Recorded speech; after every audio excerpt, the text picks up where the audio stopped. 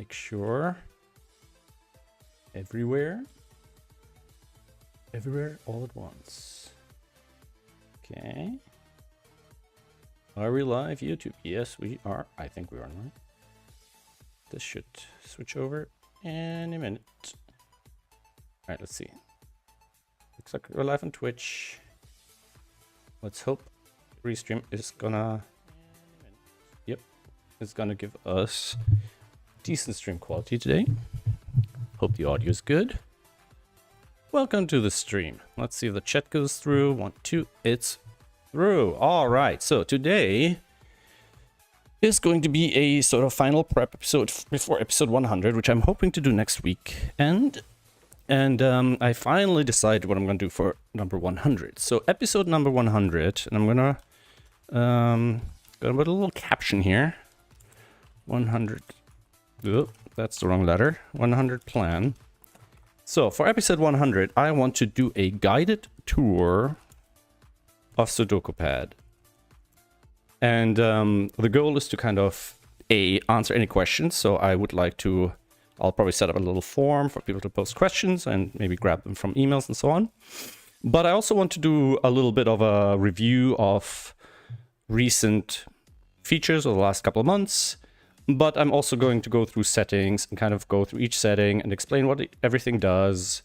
And maybe even do a little bit of a history, kind of the early versions on CodePen and how it came about and things like that, depending on how far we get and what we can get to. So we'll do, let's write some of these down. So we're gonna do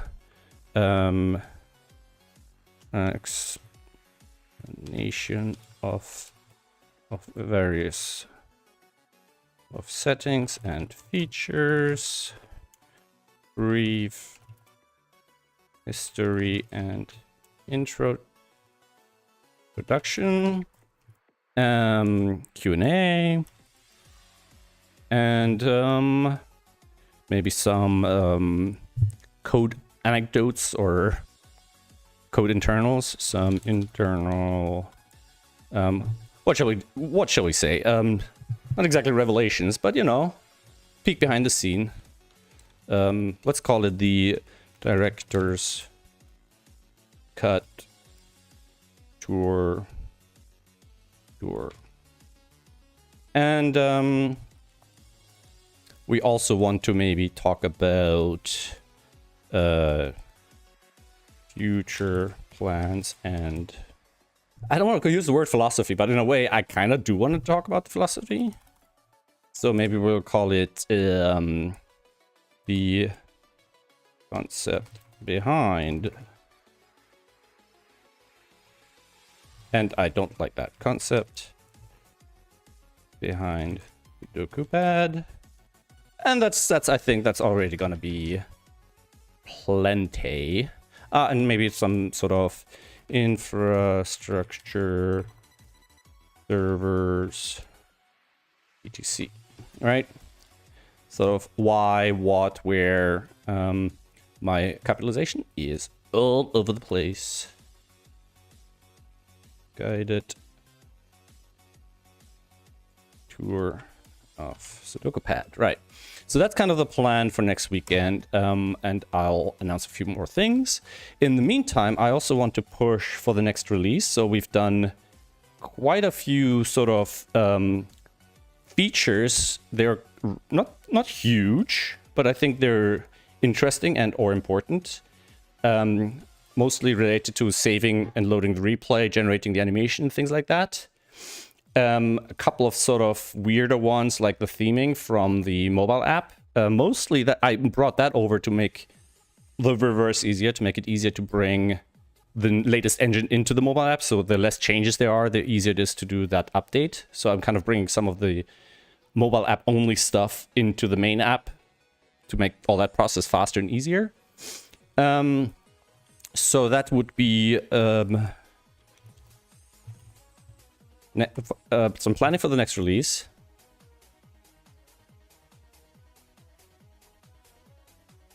Will I share the problem of different platform like Steam, Android, iOS? If you mean to talk about the the mobile app, yeah, we can definitely do that. Let me add an item here. And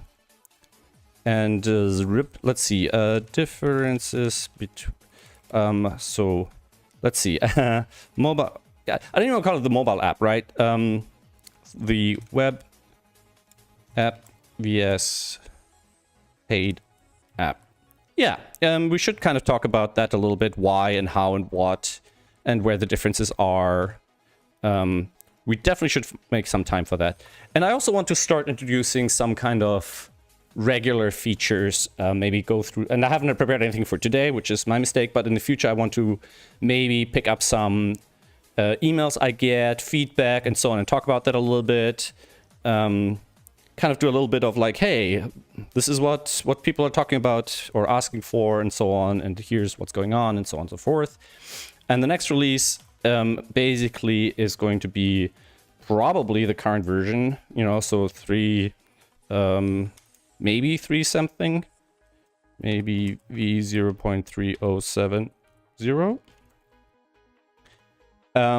Basically, I want to push that out sometime next week, ideally before version 1, before the 100th episode. You're welcome, Stephanus. Wonismus. Yeah, because there have been quite a few things, but the bigger changes have actually been some performance improvements. So I've done some major improvements, and I don't know how many of you know, but I've been wanting to move servers because currently the app.crackedandcryptic.com domain is on Firebase, which is a Google server. And I don't have a lot of control there. In fact, currently I'm not running any server-side code on that site, which makes it a bit tricky to do any kind of server-side kind of user, like, you know, keeping track of progress and puzzles, or letting people submit feedback. You know, in the future, I'd love people to rate puzzles and things like that. And it's also quite expensive, and I've been wanting to set up my own server on Amazon, and I have more than a year ago, but there were performance issues that always stopped me from doing a full-on move and finalizing and switching everything over. And now I've been kind of digging a bit deeper in the last couple of weeks, and hopefully I've been addressing a few of those things. Excuse me. So hopefully soon I'll be able to start this move in earnest, and it'll probably start with having Simon link to the SudokuPad app domain for a while, so it can get some higher quantity traffic to make sure it performs well under load. And I need to do some more testing, because in the past, Firebase, the Google server, had mostly an advantage because geographically I think it's closer to me. So it could actually have been slower for American users. So I need to kind of verify that before I make any major moves. Because right now it's still slightly faster, but mostly because geographically the Amazon server in the US is slow for me here from Europe. So yeah, I need to kind of run that test, and then I can finally finish that server move and not pay for 2 servers, which is, you know, doubling or almost doubling my expenditures. And it's going to open the doors for a lot of kind of new features. So let me add that here. Test performance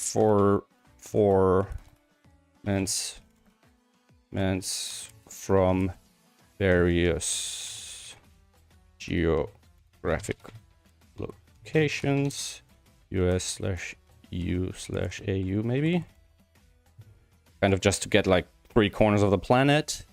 I mean, so far everything seems to be working very, very well, and for my own tests on mobile, it's so much better now. Like, there was a time when I was, because I tend to try to move everything over to the beta domain when I'm testing and when I'm playing it, and it was just so sluggish and slow on mobile, and now that I don't really feel that anymore. I mean, it's still quite a bit slower. It's, you know, 2-3 seconds versus 1.5 or whatever, but it used to be, you know, more than 10 seconds potentially. Hey, Miss Ellie Kitty. Yes, and it's basically, I don't know, call it 60% US, something like that, just kind of roughly speaking. So it being faster for US users is kind of desirable, but right now I can't guarantee that, right? So I know that if I ping the service from my current location, if I just do a, I don't know if you guys see that, if I just do a, ping.ct.app.crackingthecryptic.com, if I do that, and it's 30 milliseconds, and if I do a ping SudokuPad.app, it's 120 milliseconds, right? So that's 90 milliseconds. That's 4 times as slow, right? And that was made worse. Yeah, I mean, basically, if you tell me how you feel SudokuPad.app operates, or especially beta.sudokupad.app versus app.crackingthecryptic.com, which if any of them cause any issues at all, to be honest, on desktop, it won't really cause much of an issue. I've had more issues on phone. But yeah, I'm hoping to have taken care of that somewhat. Basically right now the site is very unoptimized. It's loading 56 different files. So it's 100 milliseconds times 5060 on the Amazon one. And, that adds up to like 5 seconds, right? And I realized, oh, there's some settings that Firebase has differently, and I tried to align them a bit, and I think that's made a huge difference. So this is today's daily, I think. If I open that on beta, right, and without the cache in place, if I load this from scratch, let me make this a little bigger. All right, and if I just kind of reload this without caching, and you see it's kind of like staggering the loads of all these files, and obviously reducing the number of files, but it loads in 2 seconds. And prior, each of these loads, before I made these changes, which were very simple settings changes, it had an extra 100 milliseconds. And right now, you still see it on the first request, I believe. Not even always. And the other server, and I'm just gonna put that here, app.crackingthecryptic.com, never had that because Firebase just had this setting cryptic, but on by default, right? So I just needed to, hey, what is Firebase doing that I'm not doing on my Amazon server? Because obviously there's no reason it should be any slower. Yeah, so yeah, it's still faster. It's 1.7 seconds, but it's not that far off compared to, where's this one? Yeah, compared to the 2.1 seconds or whatever here. Where was it? Where is it? Yeah, 2.14 versus 1.7. Earlier last week, I had 5-6 seconds on this, and sometimes I had like an extra 5 or 6 seconds just for some regular expressions executing on mobile. So I've been hoping to improve that. Well, to be honest, it's not that important. It's just, it's got to be below a few seconds. I mean, it's not a complex site, right? It's like, it's, a megabyte of stuff, less than that, 366 megabytes transferred. That's nothing. Now, I do have another version on alpha where I'm also minifying the files and combining them, which is obviously, going to reduce a lot of these delays. And that's definitely still something I want to do. But to do that, I need to set up a very smooth automated setup so it doesn't slow me down while testing, because I don't want it at the cost of me spending more time while developing or having less time to test it properly or something, right? So like in this case, for example, we only have 13 requests versus the 58 requests, right? And you see, this is 1.7 seconds. So it's even faster than the old version, the Firebase version. But of course, this benefit would also apply to Firebase if I uploaded it there. So Firebase would be even faster. Although, since since Firebase has already certain caching situations set up,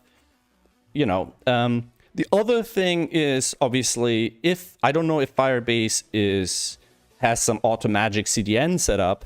So in other words, will it be fast also from the US? But if it is, then Firebase always will have an advantage, right? If not, it could actually currently be slower in the US for American users, right? So let's have a quick look. You asked earlier what the percentages are. We can just bring up the analytics, and I've made some change to analytics. So I don't know actually how up to date they are, like how they managing the multiple domains, right? But let's have a quick look at country, I guess. Yeah. So yeah, it's like 31% United States. Which isn't exactly, let's see, demographics, geographics, that's what we really want. Because I don't really care about US in particular, because all of Europe is like the size of the US, right? So we kind of want to compare European countries in total, right? So they might actually be bigger. United States is 31%. I thought it was like 60. So I was very wrong about that. So let's say if we add up, you know, Germany, United Kingdom. I don't know if there's like, if I can split it by continents. Yeah, that would be nice.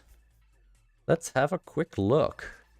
That is all interesting information, actually.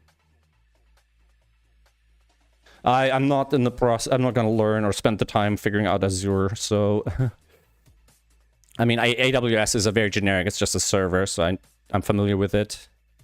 I mean, there's always more options, you know. And I think in the end of the day, they're all very similar to each other. So if I want to combine, let's say Germany, Netherlands. So if I just pick a couple of European countries here. Me selecting these, what will that do? Continent, here we go. That's actually what we want, right? So yeah, Europe is actually 43 versus America's 40%. So they're actually not that far off from each other. So it's ideally it works well for both. I mean, in the future, I would like to set up CDNs and all that sort of thing anyways. But the Amazon servers in the US are still a bit cheaper than the ones in Europe. So it's a few bucks here and there. But running two servers is definitely more expensive than anything else. Let us SSH into our Amazon server for a moment here. So this is from the Amazon server. So here, if we're pinging SudokuPad .app, it should be very fast, right? Yeah, less than a millisecond. Now let's see if we ping app.cracking the cryptic. Now obviously the Amazon data center should have a fast outgoing connection. Yeah, so I don't know. Let's stop this here for a second. This went to this IP address versus if I ping from here, it's going to this same IP address. So it's actually very hard to tell if Amazon just has a very fast internal connection or if this IP address is geographically distributed. I guess I might be able to trace that, but I'm not that, I haven't done this in a while, so I'm not super, trace RT, what's the trace command in Linux? Linux trace, is it trace route? Trace IP, trace route. Nope. What is the command?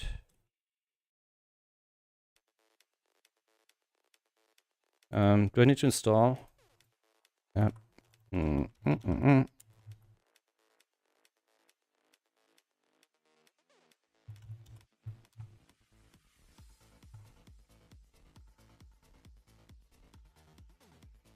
All right, so here, I'm assuming it exists.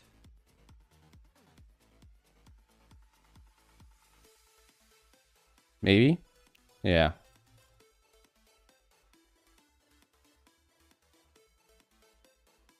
$30 max. Okay. Yeah, I mean, you know, it's, to be honest, moving from whatever it was to under 1.5 seconds is already plenty. So getting it lower than that isn't really the highest priority right now. But prior to that, it was just so slow. It was, I couldn't even consider doing the move, you know. If it's within, you know, within a second or two, then, you know, to be honest, what I really want to do then is forget the CDN.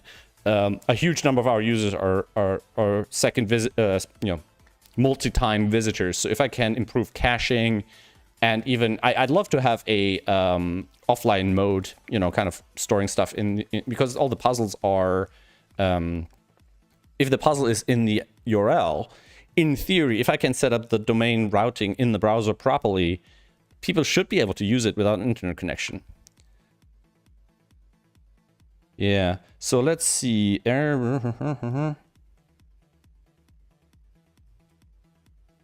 I guess trace. Oh, no, it looks like installed. It might not work inside WSL though. I might have to run it under Windows. Yeah, it's not very happy with this. Did get the IP address though. Not getting anything else. Yeah, this is... I don't know if this is giving me useful information from Amazon, because Amazon, you know, they might have an internal backbone connection or whatever. So I'd probably, if somebody... Stephanus, what did you do? You pinged the 2 domains? You say 6.41 versus 5. By the way, one of you is talking on Twitch, the other one on YouTube, so you don't see each other. Are you saying those are the ping times you're getting for app.crackingthecryptic.com versus SudokuPad.app? Let me see. Do I have trace route in Windows? Trace RT? Yes.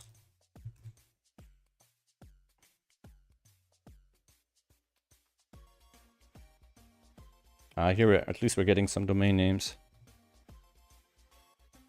Yeah, but anyway, overall, I'm very happy with this. If this release is good enough, you know, on some sort of better testing, I might actually start doing, or at least doing a partial transfer. You know, I'd like to do like a test transfer.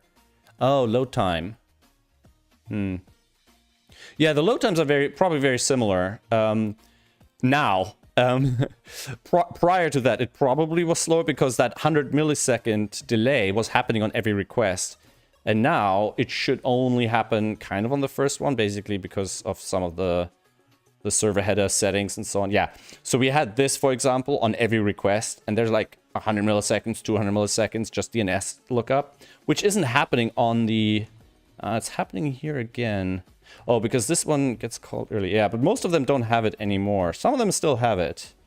Yeah, and there's definitely still more I can do. And obviously by minifying and combining these files, it will at most only ever happen this, well, for each file. So the fewer number of files I have, of course, the faster it'll be.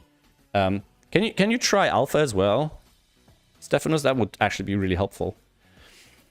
Yeah, but yeah, so maybe what I might do is I might actually set up a form for users to kind of fill in, hey, you know, I've done this, I've done the ping, and in fact, I might actually do it as a web page. I might build this little web page where it does actually, you know, I should actually do this through analytics myself.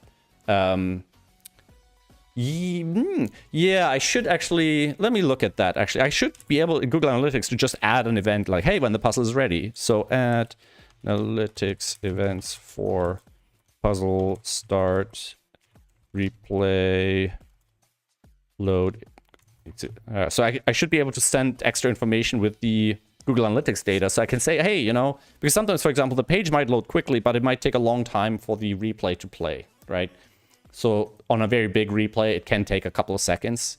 And currently, you might not realize that the puzzle is ready and it's just waiting for the replay and all that sort of thing. 1 second, I think if I'm doing this, yeah, this is better. So yeah, that is the plan for the next week. Not really adding too many features. And I'd really like to kind of get people used to the... Like right now, I'm saving the replays for everything, but in the future, I'd love to collect these replays on a server. People could send them in. I'd like to analyze them, see what, you know, there's some issues still with the replay data that I need to improve and fix. Yeah, I'd like to make the Google form I can definitely do, but what I was thinking is, because some people might not know how to run a ping command, right? And I wouldn't want to say, oh, you know, install this command, you know, because I can just do a ping myself on a web page, you know. It doesn't have to be like a full-on ping. I can just fetch a file and measure how long it takes, right? So I could do some measurements directly myself. And then I was thinking, hey, you know, I don't even need to ask the user to do anything. I could literally do the measurement and then just send the information to Google Analytics and I have the information, right? Puzzle start, yeah. So I'm going to just make a list here. Puzzle start, replay load, fetch latency. Now the fetch latency is a little bit of an issue because if I've already changed it to a point where it only happens on the first request, I don't know. I'll have to check. I don't know, for example, if I can find the timing of this, because there is a time in a web page that starts, like, is it performance.now?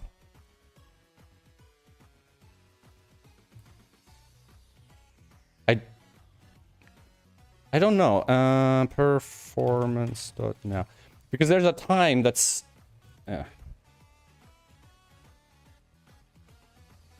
Nope.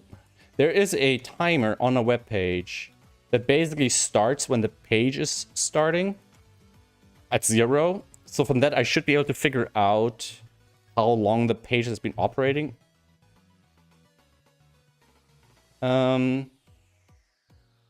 there's like console.time, for example. I think it's the time in request animation frame.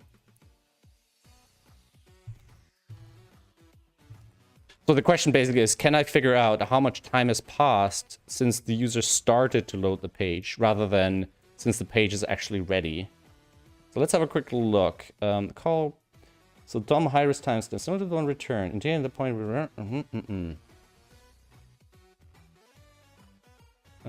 let's see.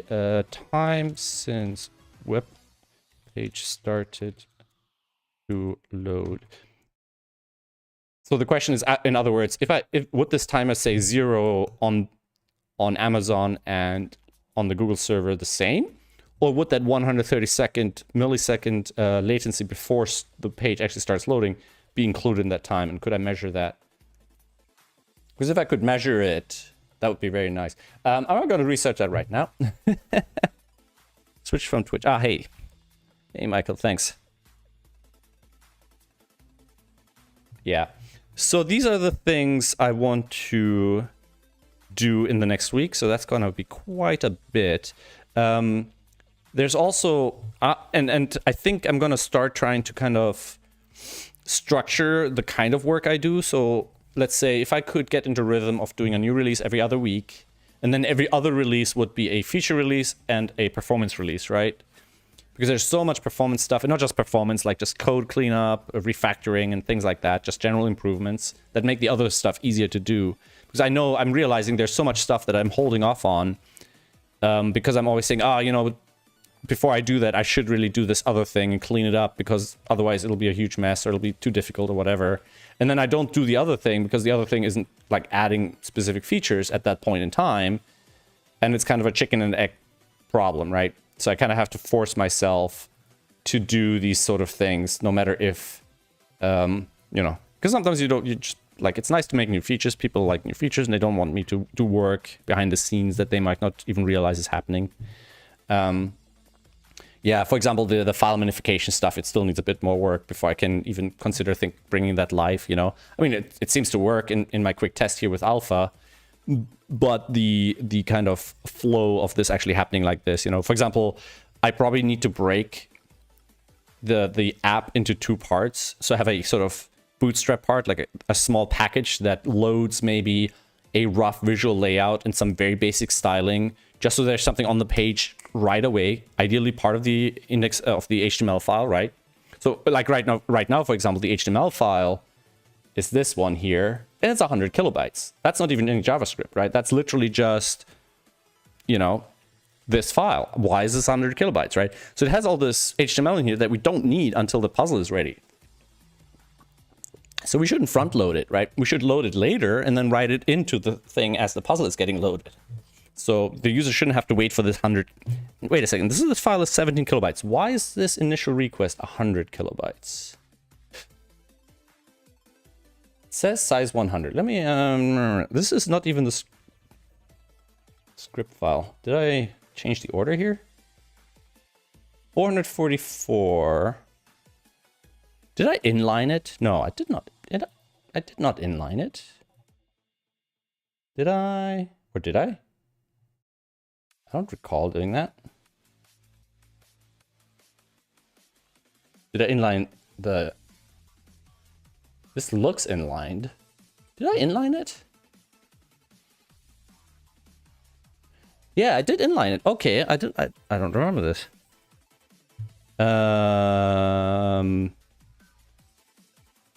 One second, let me think. Because I didn't put this on a branch. I have a script that does this. Yes, I made a script. My brain. Sorry, today I'm quite tired and I've just been starting to get this massive hangout. Fast and SudokuPad. Yeah, zero. Still slower than cracking once. Yeah. Yeah, no, exactly. And now, you know, like when I started 2.5 years ago, I always said, hey, you know, it's like don't optimize now, build the thing first. But now we have 2.5 years worth of thing, so maybe now it's time to optimize a bit. 1 second. So scripts, yes, I built a script called what did I call it? Bundle something, create bundle builder. Here we go. So index bundles. Now the idea basically is I made this change, and let me just make sure this keeps open. So I made this change to the HTML file. So I grouped these files with a bundle marker. So it would basically grab all these files, minify them, pack them together. But now I'm actually wondering how it's actually integrating them. Source bundle name. Did I then cut and paste the bundle into the... Yeah, because here I'm not even seeing the bundle being loaded extra. So it looks like what I've done, and I must have done this manually. I've basically just pasted the bundle into the index.html file. So there's only one file getting loaded in theory. Now there's all these fonts and stuff, and I need to do that better as well. For example, there's no point trying to do this stuff quickly if it then needs to run the whole thing, right? Because ultimately this is not very big. It's only 100 kilobytes. And we have a total of 300 kilobytes. And of course, of that 300 kilobytes, I think a huge chunk is literally other stuff, like the fonts and Google Analytics, right? All this stuff that doesn't actually get loaded until the puzzle is already ready to play, right? So if we look at the must-have stuff, it's really just this. Let me just stop doing that. These, not even this. So we could even the lazy GATM loader we could load after the fact, right? But we could also integrate that. It's super tiny. Got a few PNG files which aren't very big, 10K. It's, you know, the fonts are a bit chunky, and I could probably improve on that. And the lobster font, we don't even. My gosh, we shouldn't even have to wait for that. In fact, I might even get rid of that. Because I put that in there to replicate the look of Cracking the Cryptic in the early days. But now I've noticed that Simon doesn't even use a funky font anymore for the title of the puzzles. So maybe that should go into a bit of a to-do here. To-do... simplify title font smaller WAF file. So that's like, these are the sort of things we can get to now. It did make sense to do that kind of optimization prior because, you know, I had a 50 kilobyte regular expression and I had a 6-second execution time for that, you know. But now that's actually a big chunk. Like if the main file is only 100 kilobytes, so we have another 40-50 kilobytes of these fonts, and then we have, you know, 100-150 kilobytes of Google Analytics. Forget these happen after the fact, right? And then that's almost it, right? And then we have like another 10 kilobytes of images. We have a logo, which we can probably make smaller, you know. But the entire app is really just 100 kilobytes. It's tiny in the grand scheme of things. This is, you know, I think this is broadly compressed now. Let me see. This should be, yeah, so this is broadly compressed. And this is super, like, I haven't actually done anything to minify the code itself. I mean, it's running through a basic minifier, right? But I haven't done anything to reduce the code. There's like a lot of dead code in there. Yeah, absolutely, absolutely. Good night, Stephanus. Thanks for stopping by. So yeah, that's that. And then, oh yeah, and then the other thing I want to do is I want to start doing YouTube Shorts about specific features in the app, kind of like a video documentation. Because I've had some issues where, you know, people were asking, oh, why don't you make the feature? And then the feature already existed. And then they got angry, oh, well, it's no use if I don't know about it. And they're absolutely right. And I haven't documented things properly. And I don't even tell people half the time when I do stuff. And half the time I put stuff in and then have the default setting is off. So people don't even know, you know, that they have to explore settings. And then somewhere under experimental, there might be something that they didn't even know about, right? Like cell copy and paste and stuff like that. So I definitely need to get into a, I'd like to set up a way where if I release new features, you know, the first time you use the version, it pops up a little dialogue. Hey, you got a new version. Here are the things, you know, that are new and stuff like that. Of course, got to be careful because for people, it's about the puzzle, not about the app. Maybe it's something not that you have to click away, but maybe something at the edge of the screen saying, hey, new features you want to check, or a little dot saying, hey, there's something new here. I don't know. I have to figure that stuff out. And then basically part of the app tour next week would be to kind of get used to talking about the app and how it works. Maybe not necessarily get into like professionally built videos, but maybe some parts of that tour I could edit together. So I would like to structure it in a way that things that shouldn't be near each other in a video about it will be near each other in this live stream. So maybe I can edit it together and make a sort of half-hour tour of the app out of it, and then in more detail create like individual YouTube shorts about the different features. You know, so like, hey, how does the selection work? Smart select, you know, that's nobody knows, right? I know, like if you double click and the order of the smart select, and maybe in the video I explain kind of how it functions on a high level, and then I have a link to a wiki page about more in detail. Like right now, for example, there's a specific order that it tries to look for features. Sorry, I'm twitching, but like my back is itching, and I'm not reaching it. And when I scratch my back, I think my whole desk will move, so I'm hesitant to do that.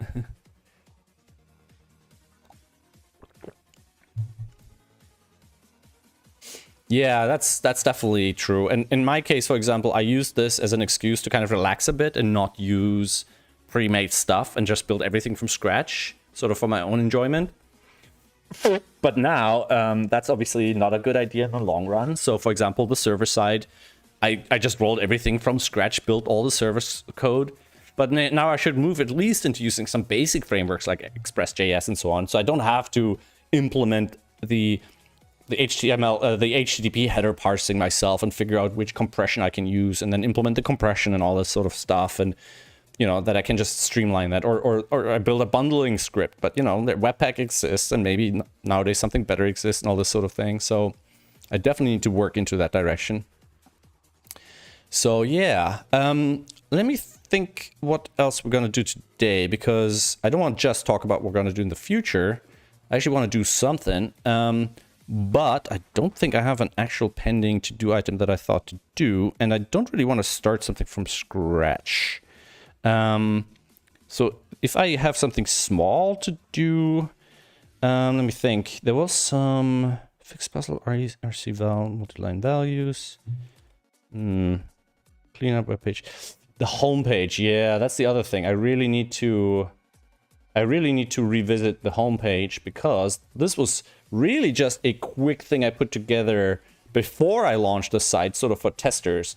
And I need to kind of debrand it because it's not Cracking the Cryptic, it's my stuff, right? So actually, let's take a look at that. I have like a simplified web style on Swen code, so maybe I can bring some of that over. I mean, it's, you know, it's hardly a substantial web design. But maybe we can do something there. Whoops. Let me just bring this down here for a sec.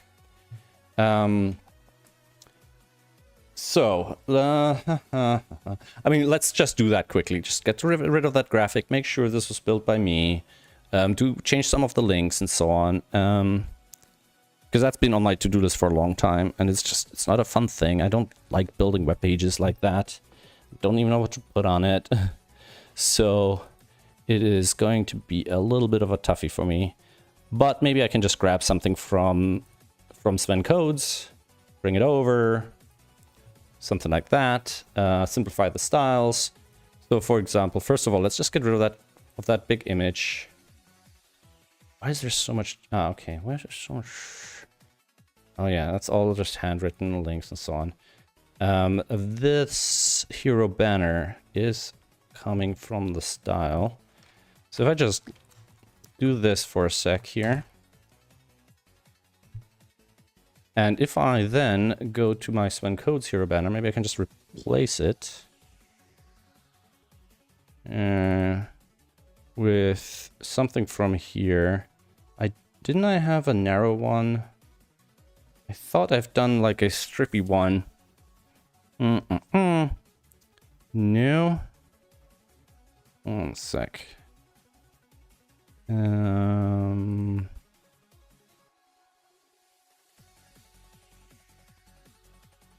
I not? I thought I had done that one in the past.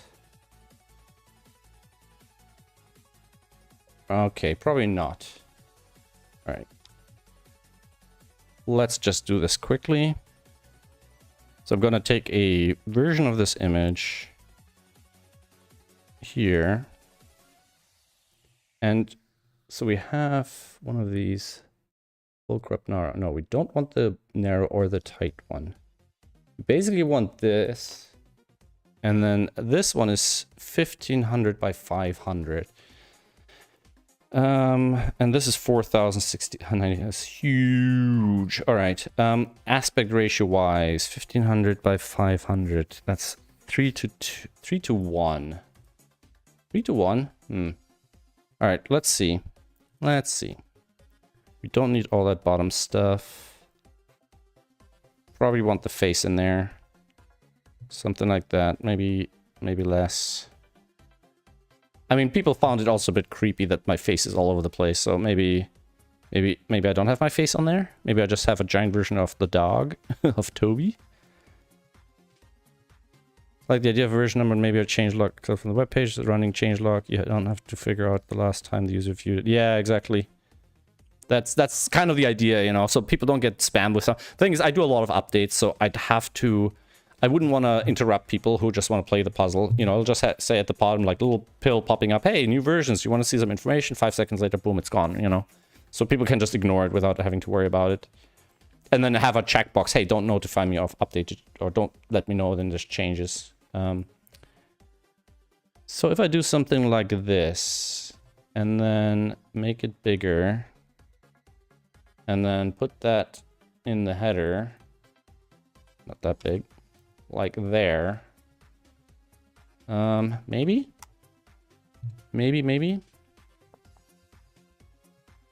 So if I make this 500 high, 1620 by 500, it's actually pretty close. Right? Lighting should be fine. All right.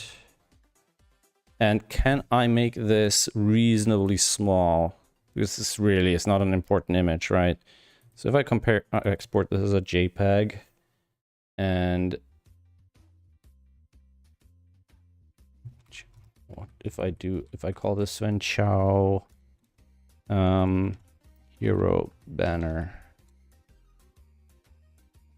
like that, JPEG. Do I want to crank the quality down here? How big is the current one? Have a quick look at that.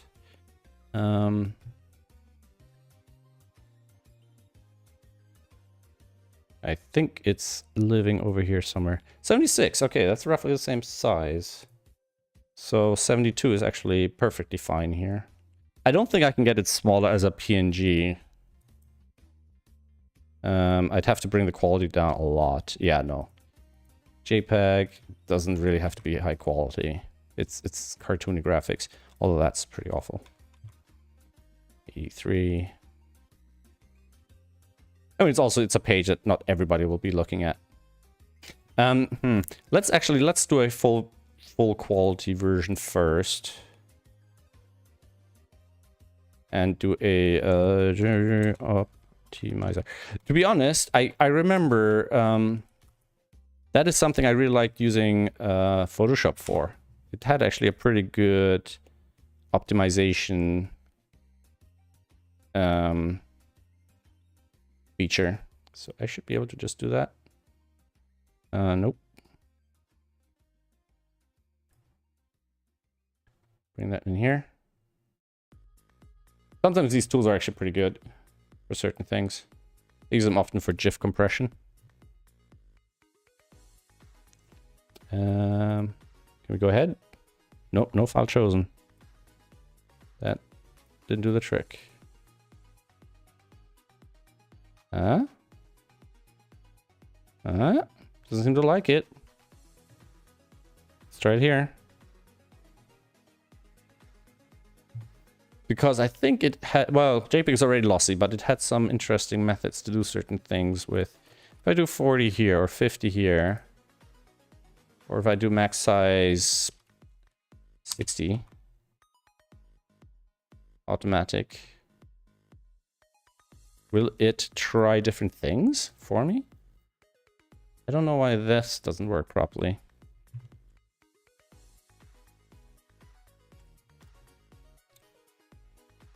Is it because the file is too big? No, it's 1.3 megabytes.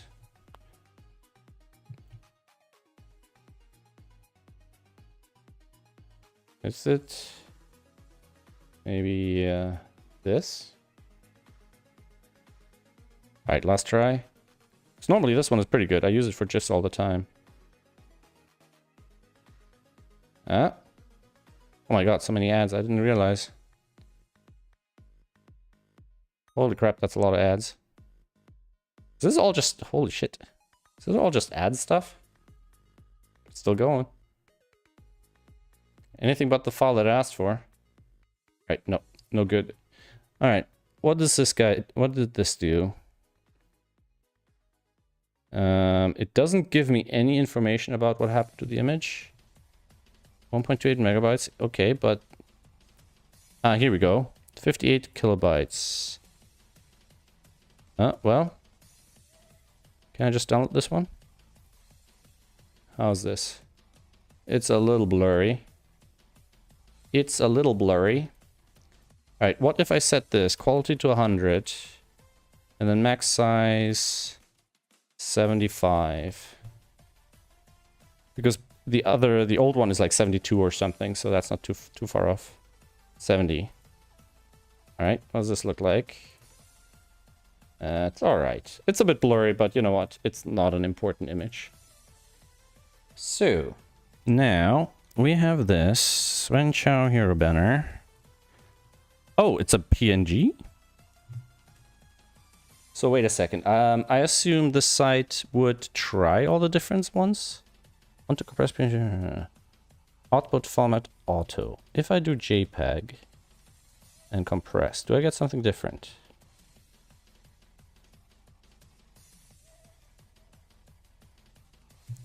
Yeah, this is much. How does the PNG end up so blurry? Oh my god, that's super blurry. Yeah, no, I think we want the JPEG. Yeah, this is the sort of thing. Yeah, just PNG is not so good for, despite it being. I mean, it is kind of a painterly style. It's not exactly flat color graphics. Oh yeah, and this is kind of why I didn't want to do this sort of thing. So if I change this now, bring that in here, call it yada yada yada. Bring that in. Oh, it gets cut off. Wait a second. Wasn't the other one also 500? Isn't this 500? Not giving me the size. I think the size is white here, and I can't see it. That is not useful. 59 by 500. 385. It is smaller. And still it's getting cut off. That's a bit strange. Wait a second. I feel like there's something going on that is slightly wrong. Nope, wrong button. So, Hero banner. Not that. Background position. Heading top. Center. -120. Was the other one not being resized? Background, position, background. What is the size of this thing? It's 250 in height. It's half the height of what the other image was. Well, if it's only 250 in height, then there's no point having the image be bigger than 250 in height. So if I then do this, image size, height 250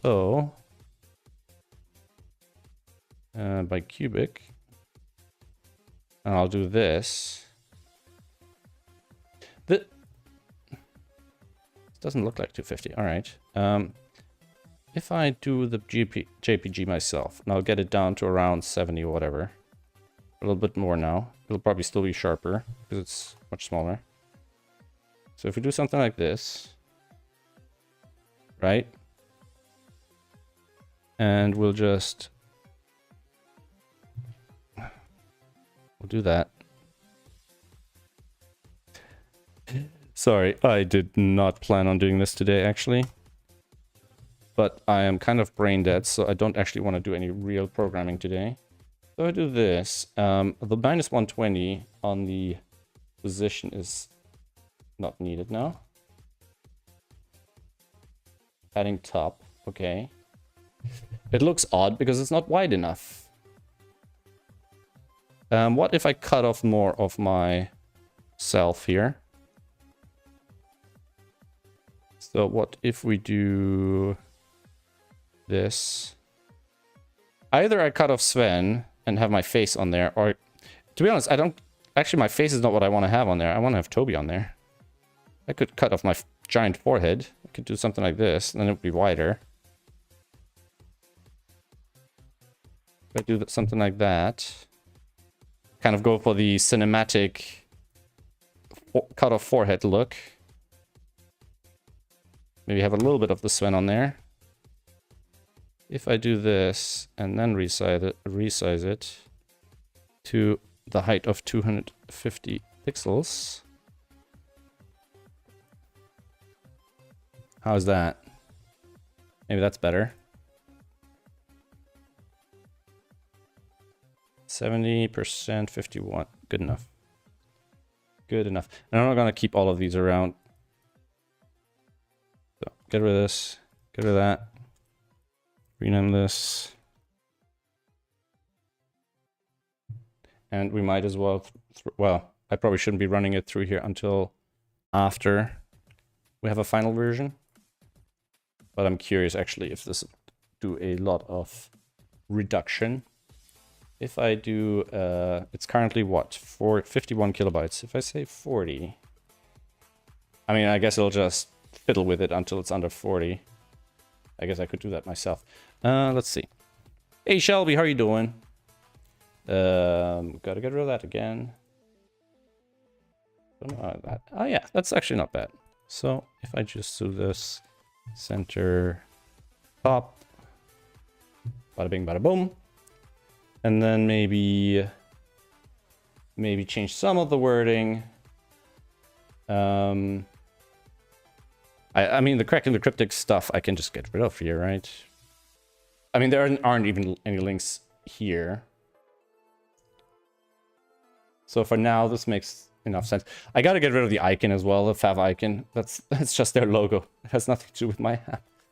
I mean, this is just swapping out the thing. And I'm just realizing also there's the footer isn't up to date. I need to redo this completely one of these days. But for now, I'm just gonna take this and see if I can just plonk it in there.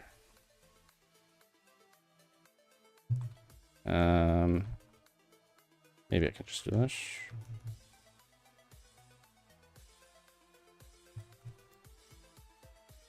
Today's also not going to be a super long stream. Sorry about that.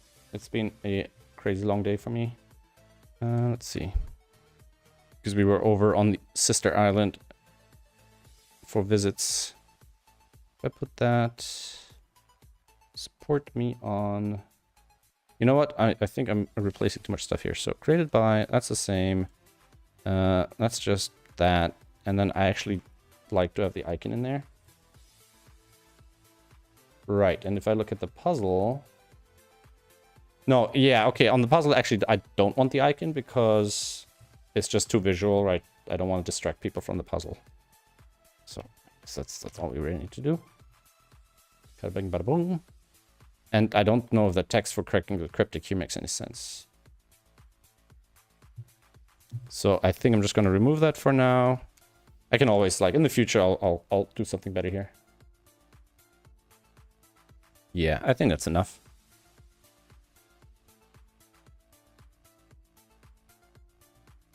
Yeah, I'm going to do too much. It's more like, it's just about debranding it a bit. It's not really, you know, that page probably needs to be completely removed. It's more about not having cracking the cryptic branding all over it, because I've had some issues with that since, you know, there's other YouTubers using it, and my, you know, cracking the cryptic isn't sponsoring me in any way or anything like that. So they call it their app, but, you know, I've made it, not them. So and I don't want to have the misunderstanding out there anymore. So I'm going to try to reduce this misunderstanding slowly. I think that's all. I mean, I should probably remove this, but I probably want to keep a copy of that somewhere. I'm sure I have one somewhere, but, you know, just in case. So we're just going to do that. Updated homepage hero banner. That's really all we need. That'll go. That, like, this sort of change, I don't really mind putting up with the next update, because that's the sort of thing that actually isn't going to affect anything, right? Yeah, I can get rid of that. So we're going to do a little bit of housekeeping. Yes, I wanted to see if this should actually be in this file right here at the top. Like, instead of these two items. And I might as well scroll down and see if there are any other sort of click to do items. So I'm just gonna delete that. I'm not even gonna write down next to it. Review backup.js integration. Yeah, so this is definitely, so I definitely have to do a bunch of SudokuPad stuff. So that's the other big elephant in the room, is the updated version of SudokuPad. I need to do a little bit more work, a little bit more testing, and currently there's a bunch of errors regarding to some work I did December of 21 with the new backup system. So I need to get that to work. I don't think I can release it without that. Fix input for dialogues and enter default for submit. Oh, that's like an ongoing thing. Yeah. There's some other stuff I was thinking about not too long ago. Can't think of it now. Like, there's some general stuff about having dialogues kind of have sensible defaults and things like that. But it escapes me at the moment. And then there's, of course, the wiki. So I've started a wiki on GitHub. And I kind of started for the 9x9 students to get working on, but I don't think that's happening. So I might actually write more on that of my own. Yeah. So I think I'm just going to play the daily, and then I'm actually going to call it a day. Sorry about the really short stream today, but I am not feeling very well. I've been traveling today, and I don't know, the last couple of days, I've just not been having enough sleep. So actually, I'm not going to do that, because that's where I normally play it, and I don't think that shows all the way on the stream. I do want to have the console up, though, because that's how I know if there's any problems when I'm testing. I just got to make sure all of this is showing up on stream. So I'm going to put it there. And this is going to go all the way, I think, to the edge like that. And then we're just going to do that. And we're going to do it biggie, biggie, biggie. And then we're going to solve this. And that's today's daily gas. So do not watch if you don't want to be spoiled. Let me get rid of the timestamps. which aren't in this menu for some reason. They are in a slightly different menu. I think they're in this one. Nope. They're in this one. Nope. They're in this one. Holy crap. How many freaking settings menus can they put on one screen? My settings menu is bad, but this one isn't any better. That's for sure. And it should say show timestamps somewhere here. There we go.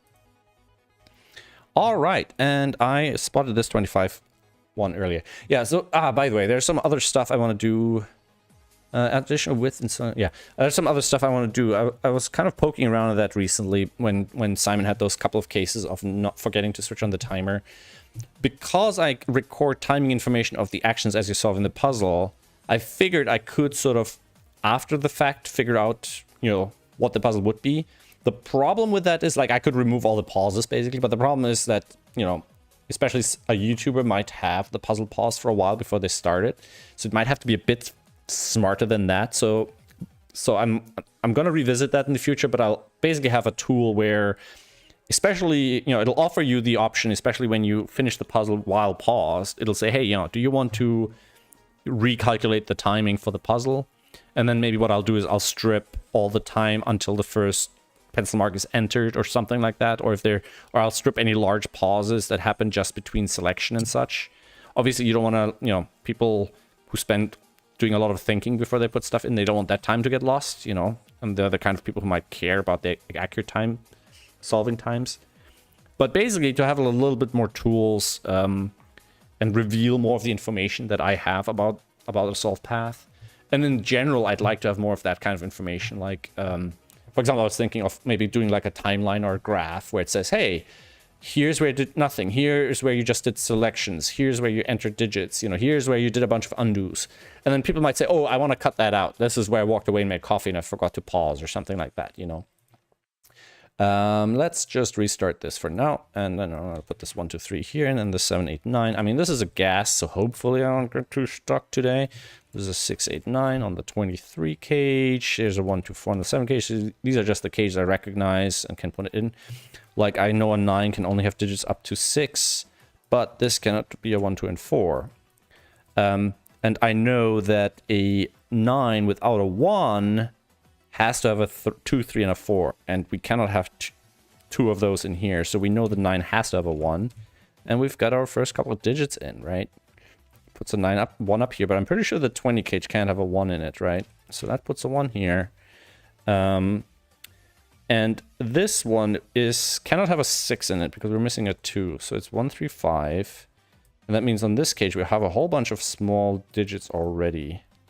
So 1, 2, 3, 4, 5. So these 6, 7, 8, 9, right? But that's really not a problem for the 17 cages. We can't have a 9, 8. The smallest we can have is 13. So the highest this can be is 4. And it can't be a 1.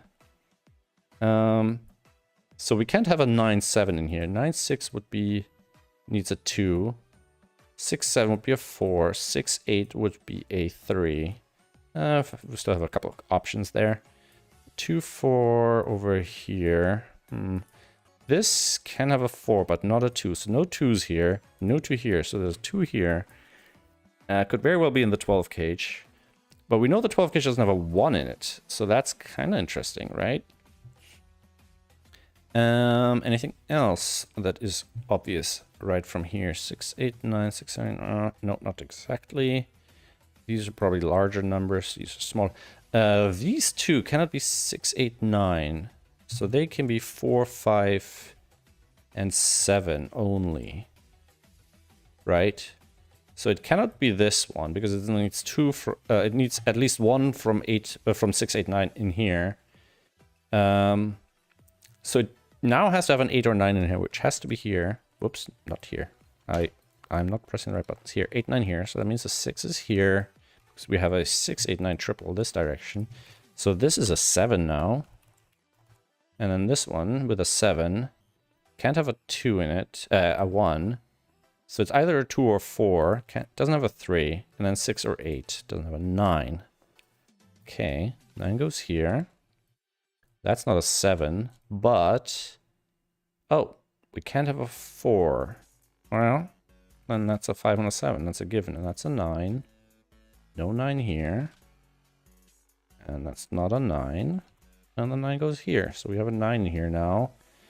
Together with a 1, 2, and 3, or a 5, 6, and 7.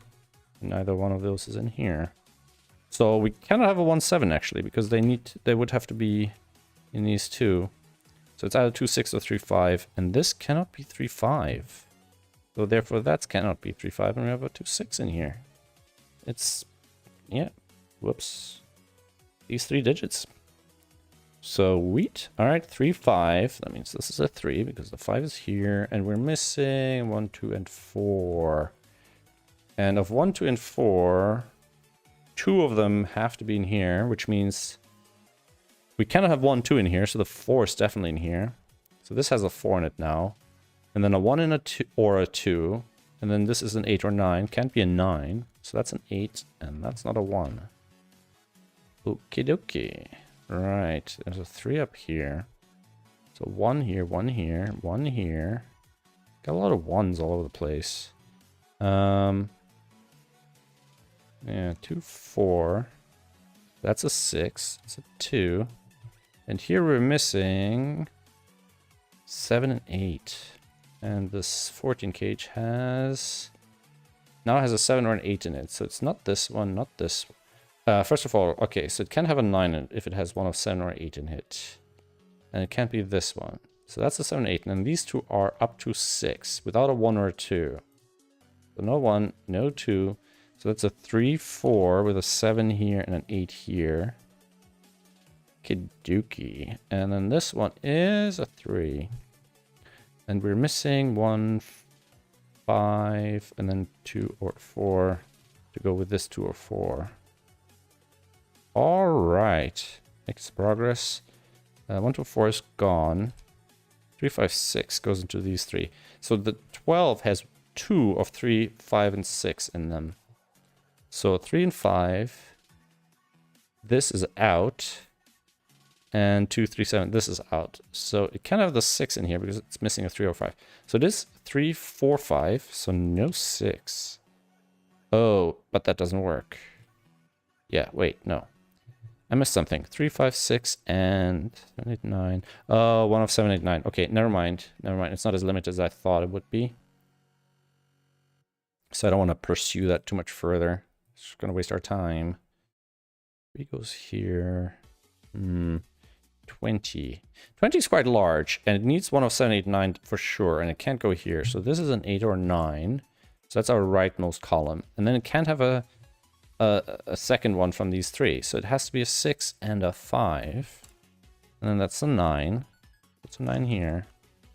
And a 9 up here. And one of these 2. 5, 6. That gives us an 8 over here. And then these 2 are 3 and 4. And I think this can only have 1 of 3, 4 in it. So it's not this one. It's not this one, this one. So it's got 1 of 3, 4. And then it goes with a 5, 6, 7, 8, or 9. Can't have a 9 in it, though. So that should eliminate a couple. All right. So it definitely has an 8 in it. So 6, 7, 8. Not a 6. So then that's a 3. 7, 8 here. Okie dokie. What do we know about this one? It doesn't have a 1 in it. Don't know about the rest. These are 2, 3, 4.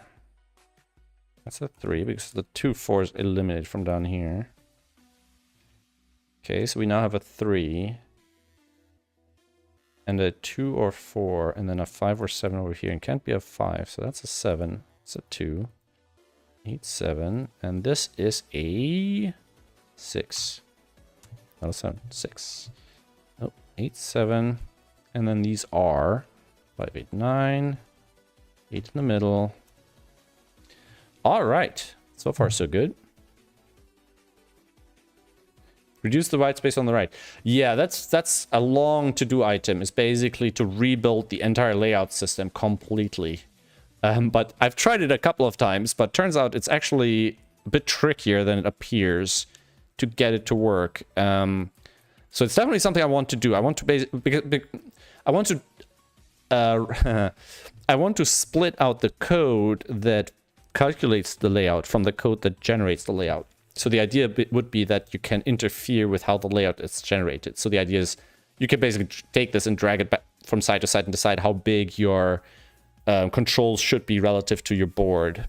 So right now, for example, because basically what it does, it calculates a like 1/3 to 2/3 or something ratio, and then fits and then scales the items into these spaces. But you know, the thing is, you don't want to have it too big either, because you don't, you know, on a, like right now, this is very large in front of me, and I don't want to have to look side to side, you know. But then on a phone, you want to stretch it as big as possible. But at the same time, you don't want to make the board super big, and then the buttons are too small to press, right? So right now, for example, the button sizes can be a bit smaller than the cells, but they shouldn't be too much smaller, right? I mean, they can be a bit smaller because the cells you might want to click the edges to draw lines, while the buttons you just have to press the button. But you got to be a bit careful there. Like what's obvious or what seems obvious isn't necessarily the correct way of doing it. I got the 7s here. I think there are a bunch of 8s. 8, there's an 8 here. I'm getting a bit sore-throated here. I don't know why. 8's here. So there's definitely an 8 in this cage. So there's definitely an 8 in here. 4, 6, 7. 7, 7, 7. Yeah, there's definitely not a 7 in here. So 4, 8, 9. I don't know if I have options for 9s everywhere. So 9 here. 4. 4, 4. Okay. 7s. Should be able to place 7 in the center because there's 4 7s pointing into that. And I think that's all the 7s. 8s. We're almost done with the 8s. Oh yeah, 8s go there. 9s.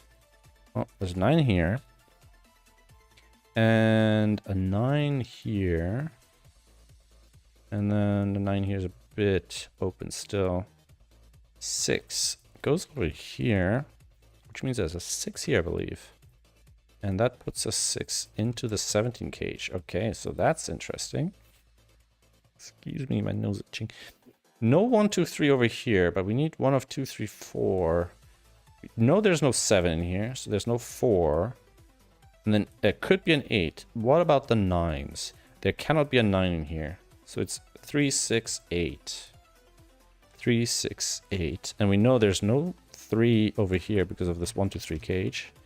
And then this is the 6, and that's the 8. And then that makes this the 8. And we have the 4, 3, whoops, nope. The 4, 3 resolved over here, and the 5, 6 down here, and the 3 up here. And in the remainders, we get 4, 5, 9. And down here, this must now be a 4, and this must be a 5. And these 3 are 1, 2, and 6. No. Oh. No, I broke the puzzle. Yeah. Oh, no, I was wrong about the 5 over here. This is a 6. So then this can have a 5 in it. All right. I think we're still in it. I think we are still in it. That was close. I thought, because when I'm on my own, I don't mind. I'll just restart very quickly. No problemo. But with you guys around, man, that feels like a waste of somebody's time. And not just mine. Which is not a nice thing to do. I would never want to waste anybody's time. 3 here. No 5 here. 4 here. My nose is itching. This cannot have a 9 in it. So that put a 9 here. 4 here. And then this would be a 9 with a 1. Form a 10. 4, 2, 5, 4. No 1 here. That's a 2, 9, but I don't think... Oh, it can't be a 2. I was going to say it can have a 9. And I would have been wrong. So I'm glad I could speak quickly enough to say it. And then these 2 are 2 and 5. Now, oh yes, this needs to be a 2, which is probably what resolves the rest of this. 4, 2, and 2, 5, and 1. So that is a 1230. So now, for example, I'll take the replay, save it. Now, for example, after save replay, I wish it would go back to this, but I don't have nested dialogues. So that's something I would have to build, like a system. That's something I'd like to do, is where I can have layered dialogues, basically. So I can pop up a dialogue while a dialogue is showing. You close that other dialogue, and you get back to the prior dialogue, right? Sort of a not exactly nested dialogue. And I don't necessarily have multiple dialogues on top of each other, but more like a stack of dialogues, and then I can go back through them again. The problem is the way code is executed. So if there's functional links, they might not be functional anymore afterwards. 12:30 sounds like a very slow time. I think that is very much subpar. Normally I'm quicker. Yeah, 7:30 is par time. Well, I'll get one party hat at least. All right. So that's, I mean, you know, no particular issues, no particular errors. You know, these times, for example, this was the check that used to take either 1 second or 6 seconds, and it would toggle from one to the other. But that, to be fair, that was on mobile. Don't need that anymore. And yeah, I think that's it for today. Thank you guys for hanging out. I really appreciate it. And also for the support. Lately, there have been quite a few new supporters on Patreon. It's been a downward trend. Like I was down to 105, we're up to 111, and down to 105, and now we're back to 114, which is really amazing. I'm thinking at least some of those are definitely from the puzzle that what's his name? The legitimate Patreon haver posted. It was very appreciated. Bill Murphy, right? He posted a daily gas puzzle a couple of days ago. That was called, literally, the title of it was, well, here it is. No, not this one. Ah, was it the one with the min-max? No, Square of the Circles, it wasn't that one either. Oh, was it the one with the no, wait, it's got, oh my god, it's quite a few days ago.